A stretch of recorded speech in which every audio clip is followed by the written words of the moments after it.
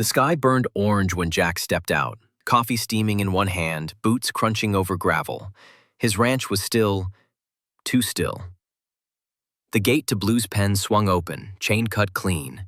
Panic crawled up his spine. Tracks led out through the dust, one set too light for a man. Then he saw it. Tied to the fence, fluttering in the breeze, a red scarf. Perfume clung to it, sweet and sharp. Jack's heart pounded like hooves on hard ground. Someone took his horse, and they wanted him to know it. Whoever they were, they just started a war. Jack crouched by the fence line, fingers brushing over the impressions left in the dust. The hoofprints were uneven, hurried. But beside them, lighter prints, smaller than a man's boot, pointed toward someone trying not to be followed. His eyes narrowed. A short distance away, something caught the sun. A half-empty bottle of cheap whiskey, discarded near a patch of crushed sage. He picked it up, sniffed it, sharp, sour, fresh. Whoever took Blue hadn't gone far. Jack's jaw tightened. He'd been around enough drunks to know. Someone had been sloppy, but not stupid. And this wasn't just about stealing a horse. Jack followed the tracks past dry creek beds and thorny mesquite until he saw it. An old trailer tucked behind a stand of twisted cottonwoods. Smoke curled from its rust-streaked chimney. He knocked. The door cracked open, revealing a woman in a too-thin t-shirt and denim cutoffs, cigarette balanced on her lip, eyes sharp as broken glass. "Ain't got nothing worth stealing," she muttered. But Jack wasn't buying it. The way she looked him over, measured, cautious, set something buzzing low in his gut. And that red scarf on her wrist? Same one from his fence. His grip on the doorframe tightened. Jack stepped inside the trailer, boots heavy on the warped floor. The place smelled of dust, old smoke, and something faintly floral. Same scent from the scarf. Mara hovered near the sink, arms crossed, eyes tracking him like a cornered animal. Her answers were clipped, too fast. He noticed hay scattered by the door. Not the brittle kind from desert feed stores. This was green, fresh, transported recently. A water bucket still damp sat by the fridge. "You sure you haven't seen a Mustang come through?" he asked. Her jaw flexed, but she didn't answer. That silence said more than words. Jack drove in silence, dust curling in his rearview mirror like ghosts chasing him. He wasn't just chasing a horse. He was chasing the last thing that still felt like family. Blue had belonged to his brother Stan, the one who didn't come back from that winter 3 years ago, the one Jack couldn't save. His hand clenched the wheel. He hated how grief still crept in when he least expected it. At a stop near a dry wash, he saw it again. Hoofprints, leading east. He stepped out, the wind catching his jacket. Somewhere out there, something ugly waited. The pawn shop smelled like dust and desperation. Jack stepped through the beaded curtain to find a wiry man behind the counter, hands trembling as he polished an old revolver. But it wasn't the gun that caught Jack's eye. It was the saddle propped in the corner. His brother's brand, carved deep into the leather. "Where'd you get that?" Jack growled. The man stammered, eyes darting. "Guy dropped it off. Said don't ask questions." Jack slammed a hand on the counter. "Name." The man swallowed. "Royce. He's bad news, mister." Jack stepped back into the heat. So was he. Night settled thick over the desert when Jack rolled back up to Mara's trailer. The windows were dark, door shut tight. But something felt off, quiet in the wrong way. He crept around back, boots crunching gravel. That's when he saw them. Fresh hoofprints in the moonlit dirt, the kind left behind by someone in a hurry. He peeked inside the barn, empty. Then he saw it. Mara's truck, its tailgate down, specks of hay still clinging to the metal. He stepped closer, brushing a hand over it. Damp, recent. And she was gone. Jack's gut twisted. She'd lied to him. Jack tracked the hoofprints east through a dusty arroyo, where the land funneled into a narrow pass locals called the Canyon Market. It wasn't a market in the usual sense, more like a pop-up hellhole of trailers, tarps, and whispered deals. He walked slow, eyes sharp. The scent of manure and diesel hung thick. Then he saw it, a pen full of sick, skittish horses, ribs showing, eyes wild. One mare had a brand half covered in mud. Jack knelt, wiped it clean with his sleeve. The mark was familiar, stolen from a ranch 3 towns over. His jaw tightened. This wasn't just theft, it was organized. A man behind the corral watched Jack a beat too long, then stepped away and disappeared into the maze of tents. Jack knew that look. Eyes like that don't sell horses. They sell silence. Jack didn't expect to see her again, especially not like this. Mara stumbled out of the shadows near his truck just after midnight. One arm clutched against her ribs, blood seeping through her shirt. Her lip was split, and her breath came in ragged gasps.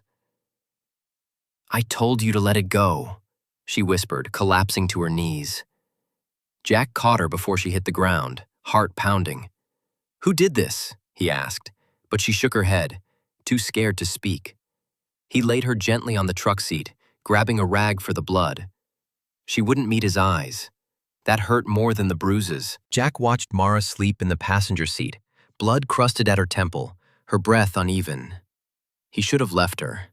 Should have called the sheriff and washed his hands clean. But he couldn't.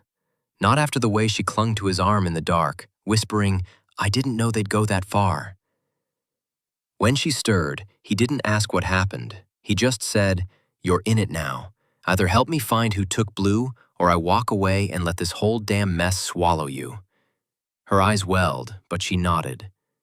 "There's a man, Royce, east of the canyon. He sells more than horses." Jack's stomach turned. He didn't need details, not yet. All he needed was a direction. He started the truck. Dust kicked up behind them, hiding the trailer, the pain, the choice they just made. She was either going to ride with him or run from what was coming. Either way, Jack wasn't turning back. The Royce Ranch wasn't on any map, but everyone in 3 counties knew where it was. Set back against a ridge, hidden by rows of cottonwoods and a security gate that didn't belong on a cattle spread. Jack parked just out of view. Mara sat beside him, knuckles white on her jeans. "You sure about this?" he asked. She nodded, lips pressed thin. "He thinks I'm still useful." Jack hated the way she said it. The plan was simple. Pose as a couple selling a roper gone lame, ask around. But Jack knew the man before he saw him. Black shirt, silver belt buckle, and a smile that never reached his eyes. Royce walked toward them slow, like a man used to being feared. Mara stepped forward first, masking the slight limp in her stride. Jack followed, jaw clenched. The closer they got, the more Jack felt it. This wasn't a man who bought horses. This was a man who owned people. Royce walked them past the corrals, talking like a man giving a tour of something he didn't earn. "We don't deal in show ponies here," he said, flashing Mara a smile that made Jack's fists twitch. She played along, nodding, her hand brushing Jack's for the act. But Jack wasn't acting. Not with Royce watching her like that, like she was still his. A man led out a tall bay mare, bones too sharp, eyes too dull. "She's a little banged up," Royce said. "Still worth something if you know where to send her." Jack forced a nod, trying to keep the heat out of his voice. Royce looked to Mara again, slower this time, like he was remembering something he didn't want to forget. Jack's jaw flexed. This wasn't just a man running a racket. It was personal. And Mara, she knew it too. Her smile faltered. Jack caught it, and he didn't like what it meant. Royce offered a drink, but Jack declined. Instead, he asked if they could see the facilities. "For the horse," he said. Royce obliged, smiling like he already knew Jack was lying. The barn was colder than it should have been, metal walls trapping the chill. Inside, the air reeked of bleach and something worse, something coppery and wrong. Jack walked slow, boots echoing. He passed stacked crates, vet supplies, a scale too big for just animals. And then he saw it, hanging from a nail, tied in a tight knot, Blue's tail hair. His jaw locked. No sign of the horse, no blood, but that hair was clean, too clean. Mara stood frozen by a stall gate. Her knuckles had gone white again. Jack stepped beside her. "They're not selling horses," he whispered. "They're processing them." She didn't speak, just stared at the floor like she already knew. Jack didn't want to believe it, but his gut did. Jack slammed the truck door hard enough to rattle the frame. Mara hadn't said a word the entire ride back.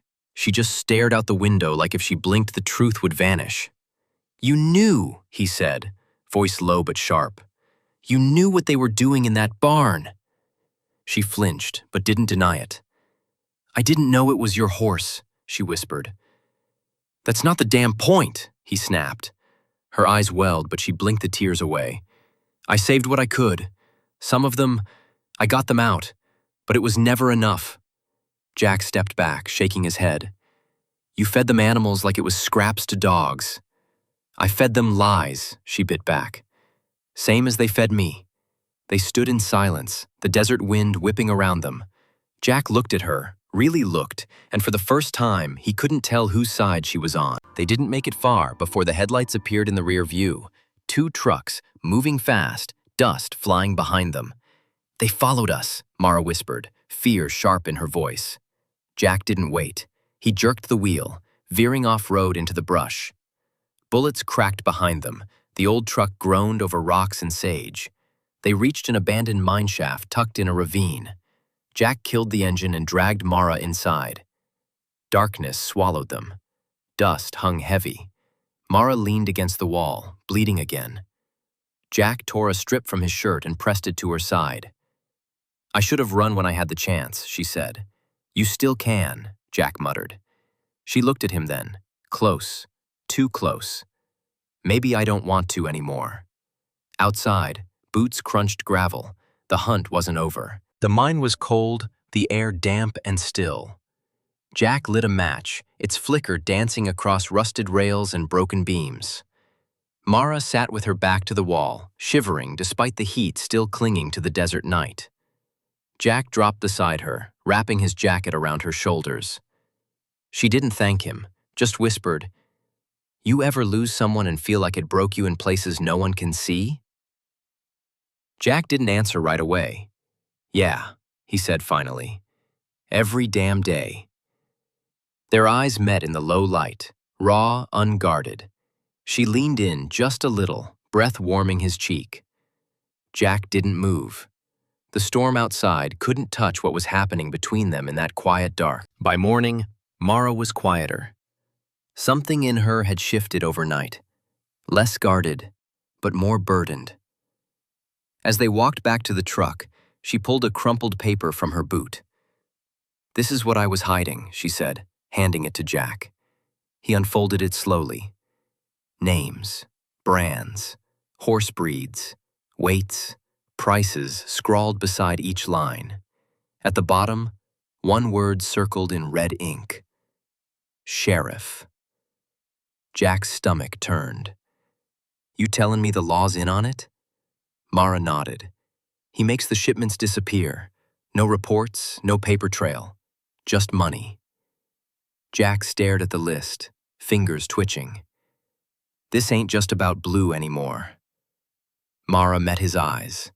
It never was. They saw the smoke before they reached the ridge. Thick, black, rising fast. Jack floored the gas, tires spitting gravel as the truck tore down the dirt road toward Mara's trailer. But by the time they got there, it was too late. The place was already gutted, walls charred, roof caved in, the air sour with burned plastic and ash. Mara stood frozen, eyes wide. "Everything I had," she whispered. Jack stepped beside her, jaw clenched. He didn't need to say it. They both knew this was a warning. Royce had sent a message, "Stop digging."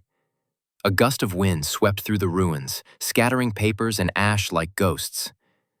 Jack looked at Mara. What little trust they'd built had just gone up in flames.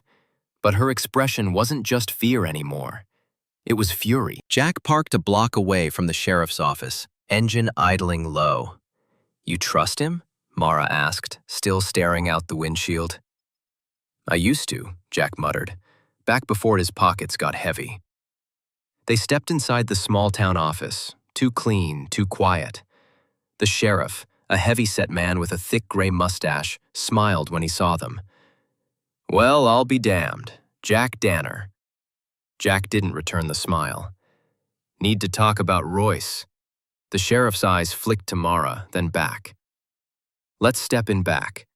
But Jack noticed it, one of the deputies texting under the desk, quick and quiet. He grabbed Mara's arm.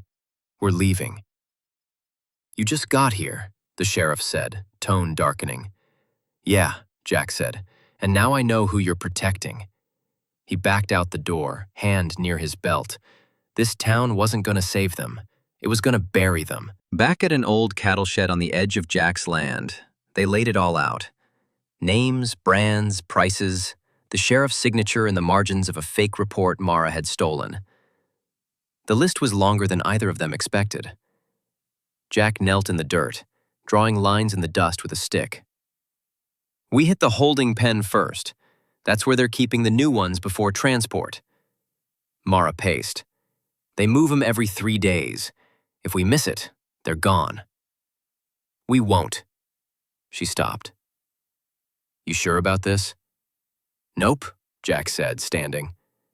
"But I'm damn sure I can't let him keep doing this." She looked at him, eyes soft but burning. "Then we go tonight." Jack nodded once, heart heavy but sure. The war had already started. Now they were striking back. They struck just after midnight. The holding pen was tucked behind an old grain mill, masked by rusted fencing and fake signage. Jack cut the power while Mara slipped through the back gate with bolt cutters in hand. The horses inside were restless, eyes wide, flanks damp, as if they knew something wasn't right. A guard lit a cigarette near the loading dock. Jack crept behind him, wrapped an arm around his throat, and dropped him fast and quiet. Mara worked the locks, whispering to the horses, calming them like she'd done this before. Maybe she had. As the last gate swung open, headlights flared in the distance. Too many. Jack grabbed her hand. "We're not done yet." She squeezed back. "We haven't even started." The first shot cracked through the night like a whip.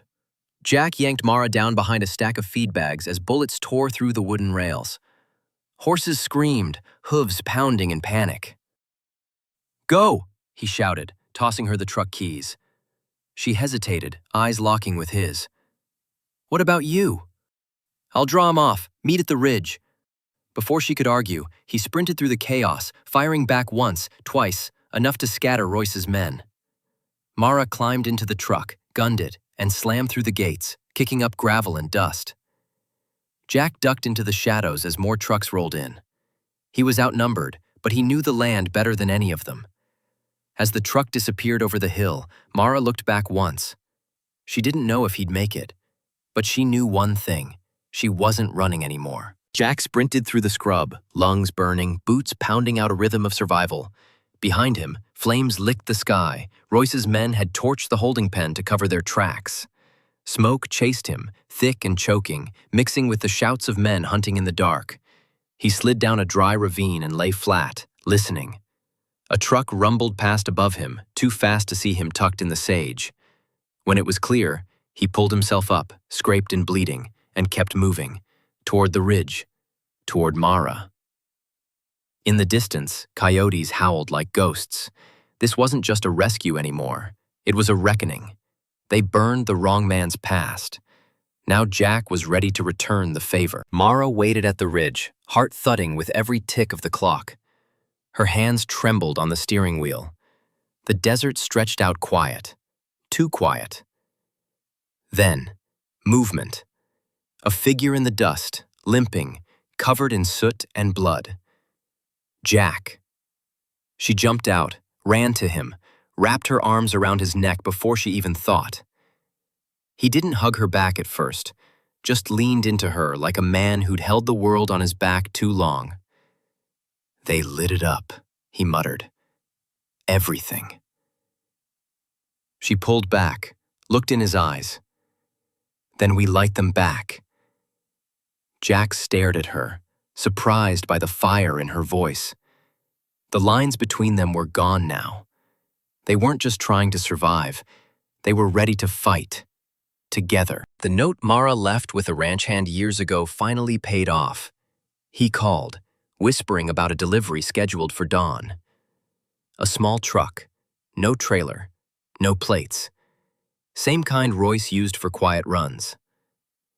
Jack and Mara staked out the drop point, a crumbling livestock scale behind an abandoned dairy. The place reeked of sour hay and rust, and every creak in the wind sounded like boots on gravel. At 5:17 a.m., the truck rolled in. Two men climbed out, one with a clipboard, the other with a stun baton. They popped the latch on the back, and Jack's heart seized. Blue. Alive. Thin. Bruised, but standing.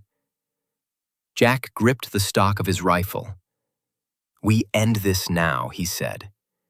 Mara nodded, breath tight. "We bring him home." But in her eyes, Jack saw something else. Fear, mixed with something heavier. She wasn't just afraid of Royce. She was afraid of what Jack might do next. The moment the second man stepped away from the truck, Jack moved. Fast, silent. He cracked the first guy's knee with the butt of his rifle, then dragged him into the brush before he could scream. Mara rushed in, yanked open the back latch. Blue stood inside, head high, eyes wild but alive. She whispered to him, easing the rope off his neck. "You're okay now," she breathed, voice shaking. But a gun cocked behind her. "Step back," the other man growled, leveling a pistol. Jack stepped from the shadows, rifle aimed. "You sure about that?" The man hesitated. Then Mara pulled a revolver from her waistband and fired. Once. Clean. The man hit the dirt. Silence. Mara stood frozen, smoke curling from the barrel. "He was gonna shoot Blue," she said, like she had to explain it. Jack looked at her, not in fear, in understanding. They weren't running anymore. They were fighting their way out. Jack tied the unconscious man to a fence post, blood dripping from his temple. Mara couldn't stop staring at the body on the ground, the man she shot. "I didn't mean to kill him," she whispered. Jack knelt beside her. "You didn't have a choice." She wiped her face with her sleeve, trembling. "Feels like I did." Jack didn't push. He just helped her to her feet. "We've got Blue, but this ain't over." They loaded the horse into a trailer Jack had borrowed from a neighbor who owed him a favor.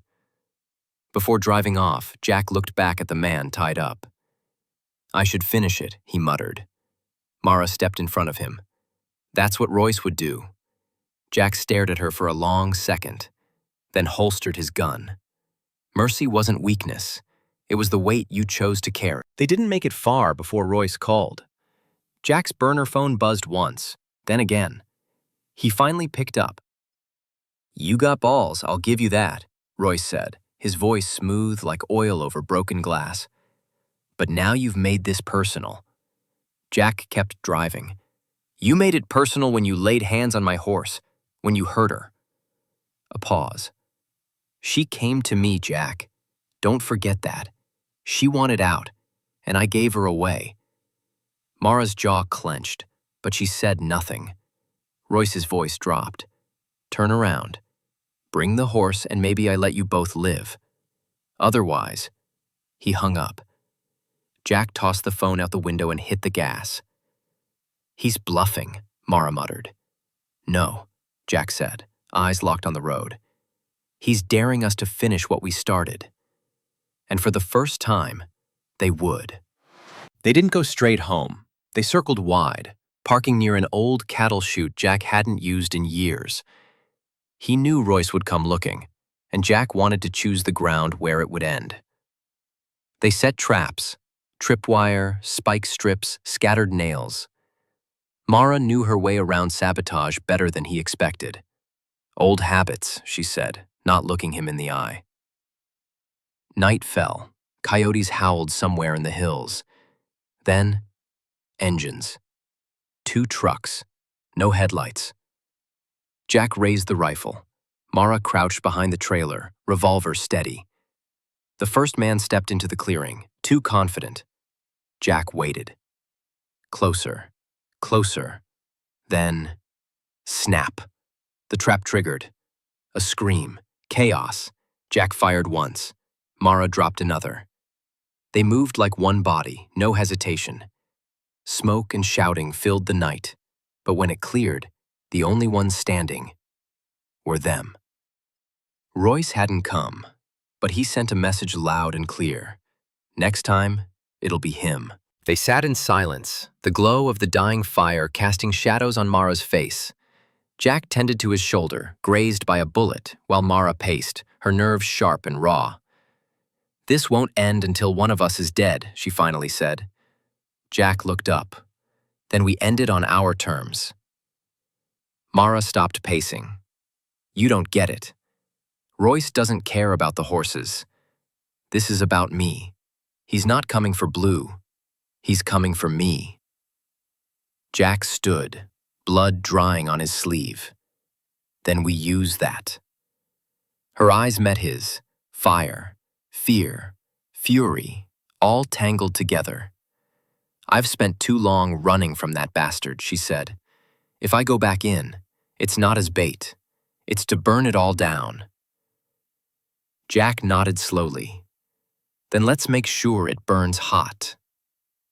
This time, they weren't planning an escape. They were planning war. They drove back into Royce's territory like ghosts returning to the place they died. Mara wore the same black jacket she used to wear when she ran with him, hair tied back, lips firm, eyes colder than Jack had ever seen. She walked into the Roadhouse bar just after dusk, alone, her boots echoing like thunder. Every head turned. Someone whispered her name. Royce wasn't there yet, but his men were, drinking, laughing, unsuspecting. She sat at the bar, ordered a whiskey, and waited. Outside, Jack crouched behind an old sedan, rifle across his lap, radio earpiece crackling with her voice. "This is your last chance to back out," she said softly. "No," Jack replied.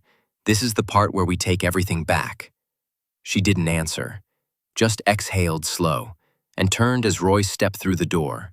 He smiled. "Mara," he said, like nothing had ever changed, but everything had. Royce leaned on the bar like it was a throne, his voice low and syrupy. "Didn't think you had it in you to come back, darlin'." Mara sipped her whiskey. "Didn't think you were dumb enough to stay in one place." He laughed, but his eyes flicked to her hand, to the scar he gave her years ago. "You forget who made you?" "I remember," she said. "Every damn bruise." Outside, Jack moved into position. The window gave him a clear shot, but Mara had said it had to be her, and now he understood why. Royce leaned closer. "You still belong to me." Mara smiled, cold and razor-sharp. "I never did." She reached under her jacket and slammed a flash drive on the bar. "That's every shipment, every payoff, every damn horse." Royce's smirk died. "And the sheriff?" she added. He flipped. Royce's face went pale, and that's when Jack stepped through the back door, shotgun in hand. Royce reached for his gun, but he was too slow. Jack stepped in from the back, shotgun already raised. "Don't," Jack warned, voice low. "You so much as breathe wrong, and I'll paint this floor with you." Royce froze, eyes darting between them. Mara kept her stance firm, flash drive still on the bar. "This place is wired. Sheriff's got it all. You're done." "You think that badge means anything?" Royce spat. "You think he's clean now?" "No," Mara said. "But he's scared, and scared men start talking." Royce lunged, one shot. The bar fell silent. Royce dropped, clutching his leg, groaning in rage. Jack stepped closer, barrel inches from Royce's face. That was mercy. Next time, I won't miss. Mara picked up the flash drive, turned her back on the man who once owned her. They walked out together, into the night, into freedom. But they both knew the real ride wasn't over yet. The morning after, the air felt heavier. Jack and Mara holed up in an old cabin deep in the canyons where no cell signal could reach. Blue grazed outside, ribs still showing, but spirit returning. Jack cleaned the shotgun in silence. Mara stood at the window, arms crossed, watching the horizon like it might crack open. "They won't stop," she said finally. "You know that, right?" Jack nodded. "Then we don't stop either." She turned, voice sharp.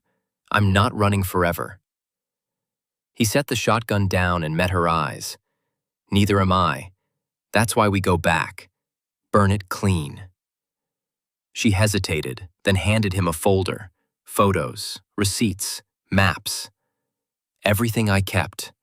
Everything Royce thought was his. Jack flipped through it, jaw tight. "This is enough to bury him." Mara's voice softened.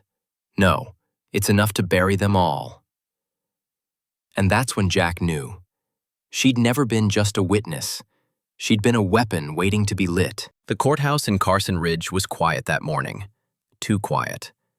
Jack pulled his hat low as they crossed the lot, Mara beside him with the manila envelope tucked under her arm. Inside it, all the evidence, all the dirt.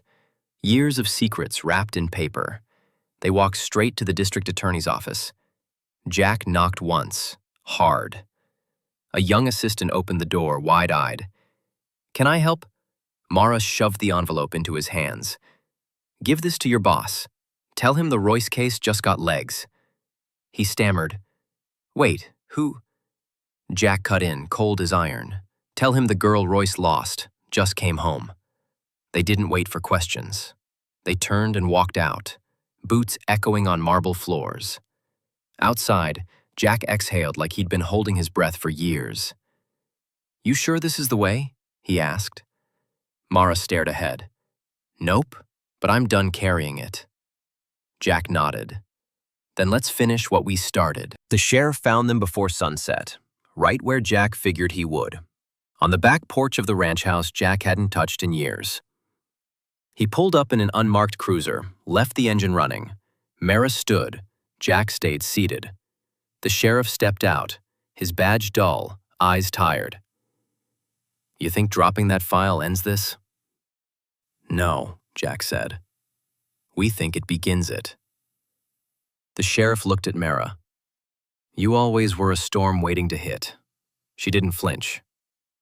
"And you were the coward who opened the gates." He sighed, pulled something from his coat, a phone.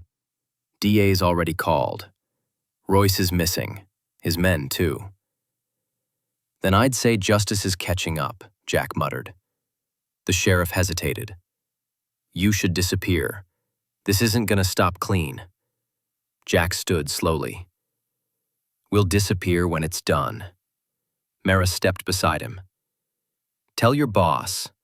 If he doesn't handle this, we will." The sheriff didn't argue. He just left. They returned to the roadhouse one last time, not for revenge, not for reckoning, but for the final piece. Mara had hidden Royce's ledger there, taped beneath a loose floorboard in the old storeroom. Every deal, every stolen horse, every name that fed the machine. Jack stood guard near the back while Mara pried it free. Her hands trembled as she flipped through the pages. "This was my life," she whispered. "Every sin, accounted for." "You're not that girl anymore," Jack said softly. Mara pulled a lighter from her coat. "No, but she still needs to be buried." She struck the flame. The paper curled, blackened and burned.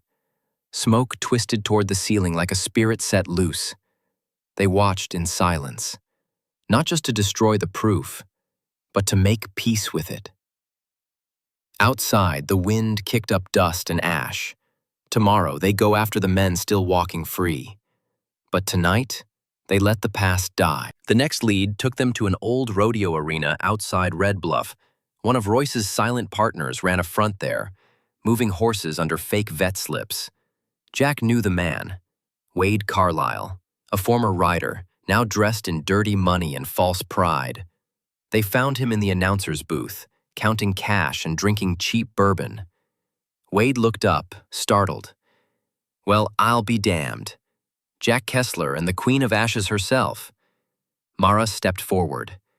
We're not here to talk. Jack shoved Wade into the wall, gun pressed to his ribs. Names, dates, locations. Wade laughed, bloody lip and all. You think killing me stops this? Mara's voice dropped to a whisper. We're not killing you. We're putting you on the record. She held up her phone, already recording. Wade went still. For the first time, he looked afraid. Fine, he muttered. But once this gets out, y'all are targets. Jack leaned in. Then aim high. We don't duck anymore. Word spread fast. Wade's confession hit the local news by nightfall. Ranchers started talking. Deputies who once stayed quiet now whispered names behind closed doors. Jack and Mara watched it unfold from the edge of a canyon, a small fire crackling between them. This started with a stolen horse, Jack said, tossing a twig into the flames. Now it's war. Mara didn't smile. It always was. We just didn't see it. She reached into her coat and handed him a folded piece of paper, an old photo. A younger Mara, bruised and hollow-eyed, standing beside Royce.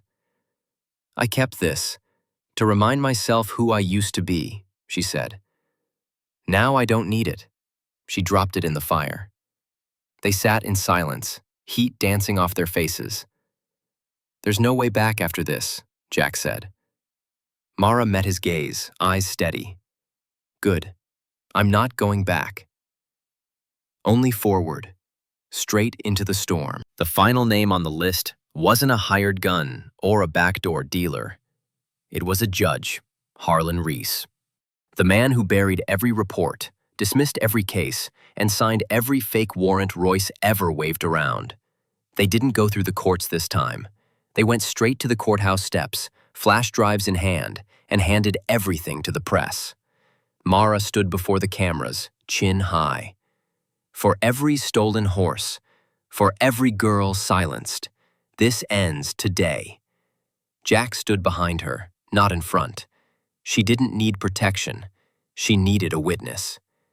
The fallout was immediate. Arrests, raids, headlines. Royce never showed his face again. Some say he ran.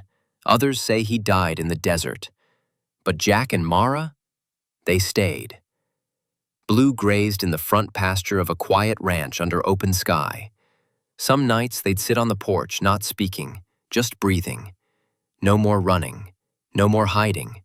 The dust had finally settled, and they were still standing. If you enjoyed this ride through grit, heartache, and redemption, make sure to hit that like button and subscribe to SaddleHorn Stories for more tales that cut deep and stay with you. We've got more modern westerns, more fierce characters, and more truths buried in the dust. Drop a comment below and let us know, which moment hit you the hardest? Saddle up, stay wild, and don't miss the next story.